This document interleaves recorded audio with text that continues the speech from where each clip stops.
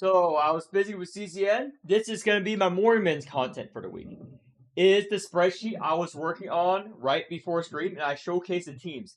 Now I was tempted to make this video a couple of alongside clips of me playing a team. That would be too long. I showcased every one of these teams in my streams, in my coaching videos, everything. So this is my D-Tide 425 team planning guide. Now, I'm speaking from a position that who cleared everything and who constantly plays on the D-Tide leaderboards regularly. You can follow other people, but they're most likely wrong. Because let's see who else clears it at this moment of investment. No whale banner, nothing. Let's see. No one. Which other English creator did this? So, where? Where are they? Where are they? They're somewhere here. They're somewhere here, right? Somewhere. Yeah, I've coached most of the Endgame community. I've coached Hitsu, I coach everyone. So I know what is the deal with how the meta works, how the meta shifts. So you can follow another guy. You can make your own D-Tide teams. But this is my setup, my team setup. Because in D-Tide, you only use each character once, each wheel once, each character, each wheel, each posse once. So in following another guy, you kind of fuck yourself up because you need to figure out 10 teams. Now, I encourage you to experiment and figure out your own teams, but in doing so, you have to figure out 10 teams for 425 or 5 strong teams. What this guide is that I will only use each wheel once, each posse once, each character once. So those of you who want to push 400 or above D-Tide store max rewards, this provides you with a brain dead, just plug and play scenario. Plug and play. Some of you guys want plug and play. This is plug and play guide. You can run these exact comps and hit 400 or higher in D-Tide. And I'll show you the minimum investment needed. And I might make individual videos for each comp and build afterwards if that's what people need. But I ran most of these comps in one 4-hour stream right before CCN, which I'll post the link to. You just have to go for the link. I was talking to people, and I told them how the comp worked. I already did the whole explaining. It takes a long time to explain how each comp works when I'm playing through the comp as well. So I'm just going to do the spreadsheet overview, as that's a lot easier for me to narrate. And I also need to make more content and update both spreadsheets. Remember, I have to update the Morimens spreadsheet and the CCN spreadsheet and make guides for both content. Because I'm getting a lot of new viewers. So any viewers from CCN, this is what I do. Because I'm apparently the only one who knows what the fuck they're talking about. Fucking not recommending people for fucking old trash banner. Holy shit. Just pull a blue banner, go with the wheel jail, follow the guides, easy peasy. Not like other shitty fucking content creators who are fucking brain dead and thought Pollux was good. All of you guys know Pollux is a meme. There's another person who thought, he was good because Menglao posted, wow, Pollux is clear. Menglao was being sarcastic. Menglao's a troll. I talk to Menglao all the time. He was on my stream saying how bad Pollux is. And this fucking idiot was like, oh, Menglao showed he can do A5 just fine. Dude, the guy you are quoting even said Pollux was bad. Like, holy shit, the people in this community, dude. Okay. So, this is Calf, Riker, Karen, Jiramona. Mono-Ra. You'd normally use a whale card. I use 2 calves in my D-Tide. I use a whale one. I use a whale one with Winkle, and I use this. So the main premise of this is Jiramona and Karen and Riker. Riker and Jiramona can pull calf cards. When you pull a calf card with Riker's 1 cost, unexpected, with the right dupe, if it crits, you get -2 cost. So you want to pull either the Solar Flare or the Last Stand and make it 0 cost. For easier Fiamma, transfers. Jiramona can sight unseen a calf card to 0 cost. This is very good. What does this enable with the Karen? This enables double and triple hyper flare turns. Now this is a more advanced tactic to play Cath. I will showcase it, but it's very rare you're gonna get the triple hyper flare off. It has been done in the Mythdag Discord. Someone has done it. It does work. It is very strong if you manage to get a triple hyper flare turn off, and these units enable you to do that. But at best, you're probably only going to do double hyper flare turns with this team. And remember, G Ramona's Exalt can also pull a hyper flare if you use it last turn back into your hand. It's very good. G Ramona is very good. This comp works very well. So I put the wheels, the covenants, for every comp in this spreadsheet, which I'll upload. And I'll keep uploading once I have my 10 team set. So you can just plug and play. Plug and play. And I'll show you the minimum investment to do each alert. I'm only going to focus on alert 4 and 5. That's the only thing you should be doing. If you're doing alert 3, you don't need any guides. It's fucking brain dead. If you can't do alert 3, should follow my other guides to learn how to play the game. Alert 4, alert 5, the minimum investment needed to clear based on my personal experience and coaching. I have coached dozens of players, over 400 hours of coaching. Don't believe me?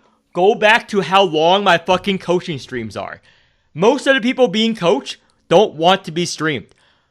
Go on Discord and ask who here has been coached by players but didn't want to be streamed. A lot of people do it. I give my own time to community to do this. Unlike other fucking content creators who don't coach very well. Like, I'm a very calm coach. Unlike my video personality, I will sit through you while you roll covenants, while you make your team better. I don't care. I help the community in that regards. If you find it off-putting that I have this personality on air and a different personality while coaching, that's just the YouTube. This is what works. And I find these rants fun. Now, this is the minimum investment to clear alert 4 based on how played. It doesn't mean that you can't clear alert 4 with less investment. It does not mean. This is just my personal experience. Because unlike other shitty fucking players who are unhelpful to the community and bricking your fucking accounts, I only go by what I've actually done or what I've actually coached. So this is the lowest investment alert 4 I have done or coached. It can probably do it less investment. If I help someone clear it with a more scuffed comp, I will lower the minimum investment here on the spreadsheet. That's how it works. The same for alert 5. If I help someone clear it with less investment, I will lower the standard. But these are proven scenarios. It can do this. You've seen it on stream and on my D-Tide videos. I have done it at this difficulty level with this comp. That's how you know you can trust this. I have done it, unlike other fucking people. You need extra investment, plus 8. No. This is what you need. This is what I've done. I mentally recorded. Went back on every fucking video to make sure this is accurate, okay? Also, I don't sleep. Every other one, fucking dog shit. They have to sleep. I don't need to sleep. I only sleep 2 to 3 hours a day. For decades. And I'm fine. I'm mentally, physically fine. So, and I also write down how to play the team. And I'll go over it in this video as well, manually narrating. Turn 1. You build key flare, first battle. Turn 2, you rouse. If you cannot rouse calf turn 2, it's over, alert 5. It's over, reset. You need more key flare for your covenants or for your wheels. That's just how to play a team. If you can rouse calf, it's win. You win. You play enough defense card, get 1,000 shields, and you stall, do damage, win. It's a pretty simple comp. You just need to be able to rouse turn 2 minimum. If you cannot rouse turn 2, the fight's over on alert 5. The enemy will kill you and your fucking family. Your fucking family will be bleeding out of the orifice to say, hey, why didn't you rouse? Why didn't you help us? We're dying here. Sorry, I didn't have enough key flare generation. So get enough key flare to rouse turn 2. If you cannot, It's over. It's fucking over. She is your defense unit. You wonder who is defending your unit? It's Kath. She is the attacker and defensive guy. The only unit you should ever play cards in this comp is Kath. Besides, unless you have to play these two for the first turn key player generation. And after you kill everyone but one mob, you stall, you build up resources so that for the next battle, you can rouse turn 1 and have it a lot easier time. The first battle is the hardest content you'll ever do. Now, weaknesses. Dying on the first mob. The first mob wave is the most struggle in any comp. Now, this is the meme G-Doll comp that I've shown and some people have started using and copying. So, my G-Doll meme comp, there it is. This is the G-Doll comp. You can replace Agrippa with Lily, but I'm only providing one option. Why am I not putting in, you can also use Lily? This is what I'm using. So that you cannot repeat units. If you have a Lily, you put it in instead of Agrippa. Otherwise, Feint, mandatory. Nymph, mandatory. G-Doll, mandatory. Recommended covenants, there you go. Wheels, right here. All the fucking DR you have in these two slots. Anything DR, you put it in. How does this comp work? Like on my live stream, thoughts and prayers. Thoughts and prayers is how this team works. Thoughts and prayers, you either proc up to 4 to 5 DRs and kill the boss for G-Doll poison. Because this comp is only going into wave 3. Wave 3 is straight to boss fight. Straight to boss fight. So this is the hammer wheel. It's only good in this comp because it's one use straight into a boss fight. Great. So you live until you get 10 stacks of finale. You take 30% of their HP away, and then you start building poison to kill. Now, Alert 4, minimum investment, E2 G-Doll, level 70. Alert 5, you need OE G-Doll. You need a leveled up Feint. And you need enough thoughts and prayers. It's all about thoughts and prayers, hitting those DR procs until the boss dies. Either the boss die or you die. It's all about calculating how much damage you'll take. On my live stream, which I will link in the video, I will showcase the thoughts and prayers. Okay? I will link it right here. I want to upload the holy spreadsheet. Future team slot. You ignore this on the spreadsheet. I made an extra one for my future because I need to come up with 2 more teams with my units, with the future units. Because I only have enough teams for 8 Alert 5 teams on my account right now. I am out of carries. I have no carries left, and I have no key flare support left. So, Blue Will. You know how Blue Will works. You've seen all my Blue Will content. Not here is used instead of G-Doll because G-Doll is being relegated to Wave 3. That's a low investment Alert 5 team for Wave 3. That Wave 3 team is 1 limited unit, 3 standard units. Alert 5. So, this slot, you put whatever you have left. I put it in the Nautilite. It helps us live on Alert 5 some ways. I put in the Feast here for more Sigil Gain. So for the money. Money. How does this comp work? Go to any of my Blue Will videos. I'm going to go over. You either build counter, you build poison, you build lightnings, you build tentacles. You do whatever the boss necessitates you do. These are the main wheels you'll be using. Remember, Caucus will provide a big stat stick and starting tentacle damage so that you can multi-hit with Tawil. A level 90 Caucus, as I've shown, starts with around 350 to 400 tentacle damage on the first turn. No other unit will provide this with his wheel starting tentacle damage. This is insane if you have a big cock like I do. Posse, Sea Festival. Moving forward, this is pretty standard. Alert 4, minimum investment. I already shown you me coaching a free-to-play player, Arisu, through an Alert 4 with an E2 to will. You do not need OE to will for Alert 4. These are his investments. Actually, his Hamel, I think, was E2. Yeah, his Hamel was actually E0, yeah. This was his investment, so this is what I put, what Arisu's unit were at. It was pretty scuffed. It worked. Alert 4. She's an S tier unit for a reason. Alert 5. Minimum investment. Again, this is the minimum investment I have coached someone through. Myself. Oe on the caucus. And you don't care about the Hamel. You don't care about this unit. Watch my dozens of Blue Wheel videos. No weaknesses. Tawil is very flexible. She's the most flexible unit in the fucking game. She generates a barrier. She steals any card she wants. Her Exo, you can have any card you want for every scenario. And the Blue Realm has every scenario. It dispels weakness, it inflicts poison, it gets you counter, it deals you tentacle damage, it inflicts bone, it gives you shields. It does everything. Gellet. Everyone knows how to play Gellet. This is the Gellet comp. Just watch my Gellet videos. You dupe the flails, you have enough damage to kill the boss.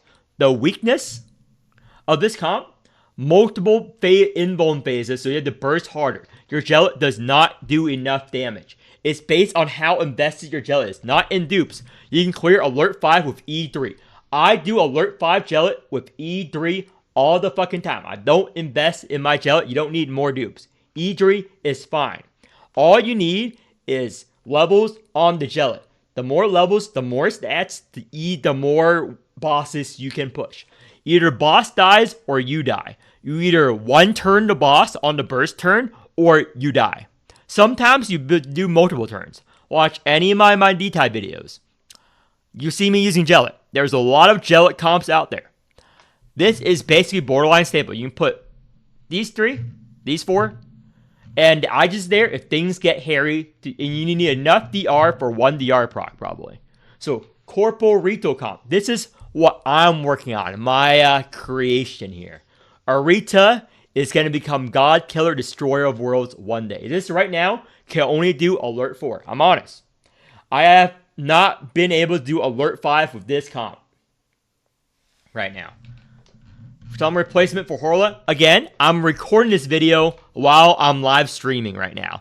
I'm doing content creation live streams late into the night, showing the process of making these fucking videos. I have chat commenting right now to 30 to 100 viewers. I don't know why these people are watching me. These guys are freaks. I labeled the stream extremely boring content creation stream. But they're here. They're watching me record this video, making my spreadsheets, and I appreciate them. They are insane to be watching me doing this boring shit, making my spreadsheets, updating my spreadsheets, etc. late into the night. I don't know what they do in their free time, but apparently it's not good enough to watch players do his shit. Doing boring Excel work like this. All day, every day. This is how much... Okay. This is all a solo effort. I have no one else helping me make these spreadsheets, these guides right now. I am having a few people helping me make stream highlights. Because apparently that's what I should do. Because I say some wild stuff on stream, which I consider normal. So, I will upload this spreadsheet after this video. So, Gellet, simple. Corporita, discard. You scale with tentacle damage. You rouse the Arita. You maybe rouse Corporal. You cause havoc. The weakness, they do a high amount of damage turn 1, and you're not allowed to scale. It is extremely hard to burst units down turn 1 with this count, and you need to scale tentacle damage. You don't have enough starting tentacle damage, and G Murphy is going to fix that. I mean, we have no idea what G Murphy does. She totally does not give you a shit ton of tentacle damage, and she totally does not work well with this card like this comp. I'm just speculating here. G Murphy might not even fit in this comp. Who knows? I don't know anything. Dorisine comp, or otherwise known as Dorisine. This guy is a scam. I like using him. He is the most inconsistent A5 unit in the world. You can have a level 90 fucking Dorisine, And whether you're able to clear Alert 5 or not, it's up to God. It's between you and God. I can't help you. Satan can help you. Monty and I agree on this.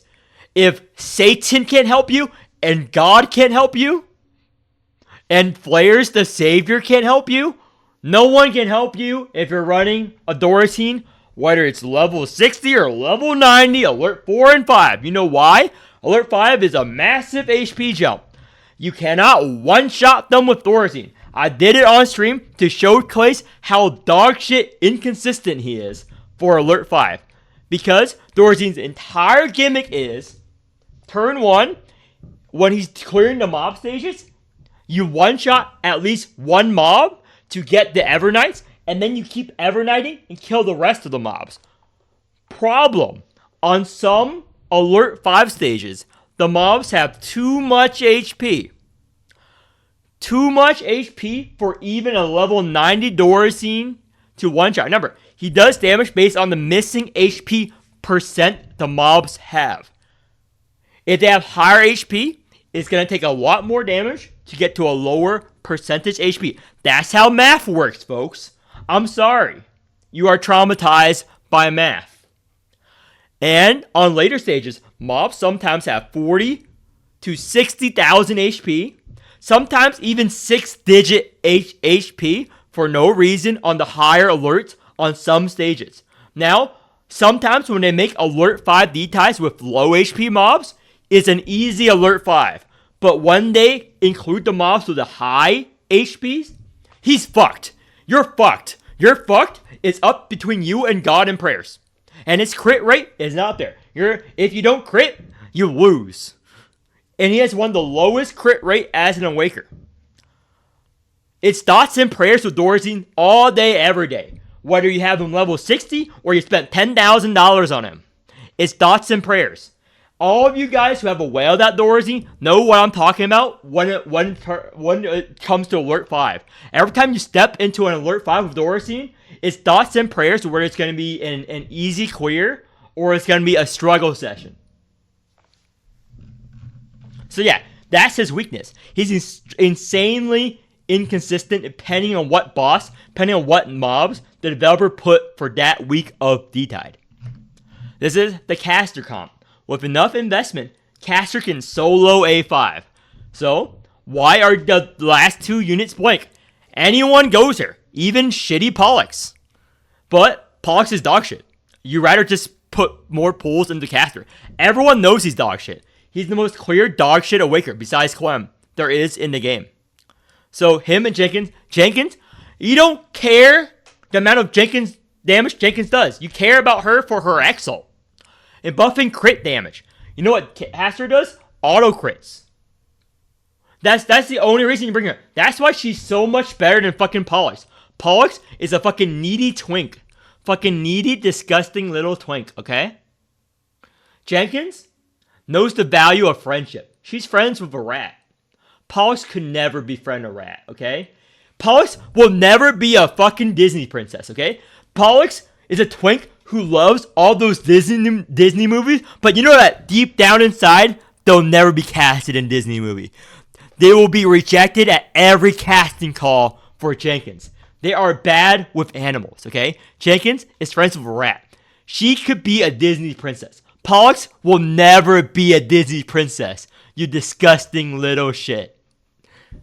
So, yeah, April praise. You want as much crit rate on her because of her whole talent thing. One shot.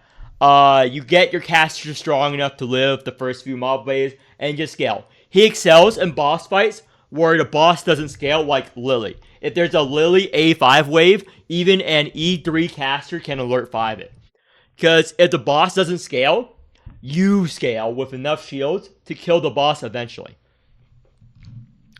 Now the problem with this team and the strategy is you live until you are about to die. I've coached Hitsu, I've coached players with this. Everybody has a different caster. Caster is different for every fucking account. Because of covenant, investment level, talent level, wheels. Factors outside of your and my control. So, how many plumes does it take to kill the boss? It's up to you to figure that out, or you follow my strat, because my caster varies. Because I use different units. I put different damage amp wheels. I use different covenants every time on him, depending on the wave. So I don't know how he's going to scale.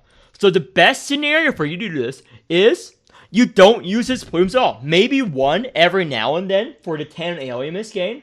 But you hoard the plumes, you keep on pluming. You keep on pluming until the boss is about to strangle you to death. You want the boss put his hands around your throat and keep choking you out every turn.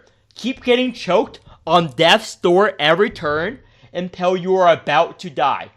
You edge until the very last moment, and then when the boss is about to kill you, then you unleash havoc with the plume. You start scaling, and then at the very end, you umbral wing. You umbral flight. You know his 3 costs are reduced to 1 because of the final damage scaling.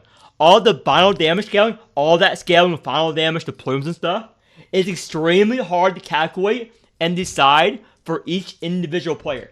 No one knows how many plumes you will need.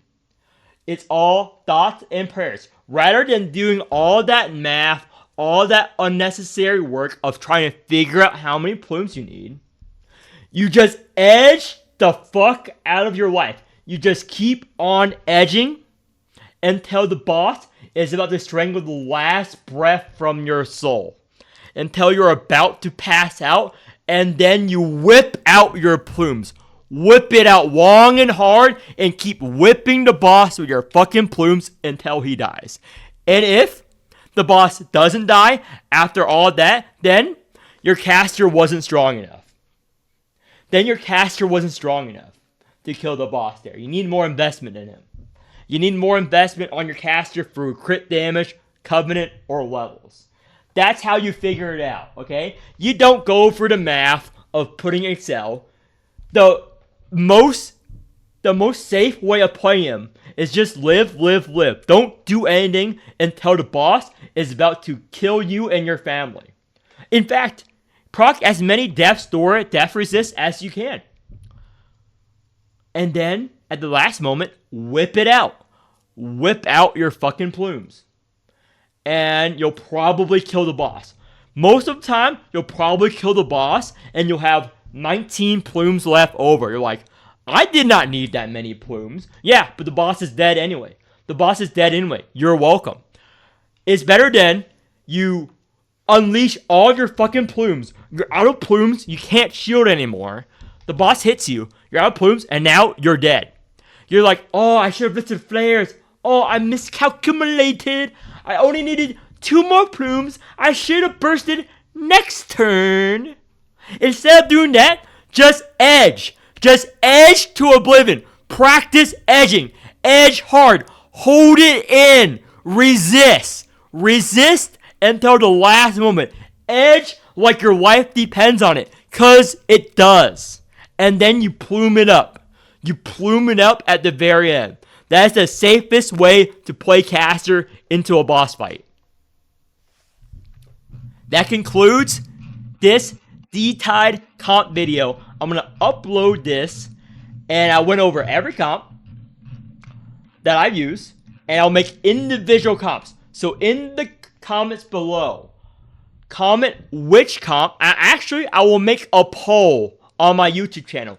Vote on the poll.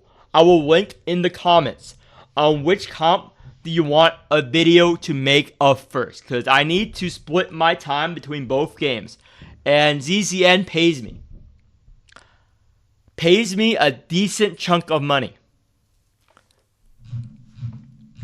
So, yeah, comment on each. I'll make 2 to 3 of the videos a week.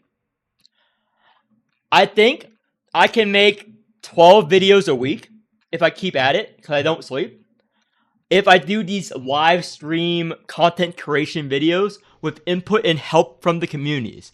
So, if you happen to be awake when I'm streaming, which is almost always unless I'm at work, because I only sleep like 2-3 hours a day, like I said. So, you're probably not going to catch me when I'm sleeping. It's easier to catch me when I'm awake than to catch me when I'm sleeping. You can't catch this. Anyway, flares out.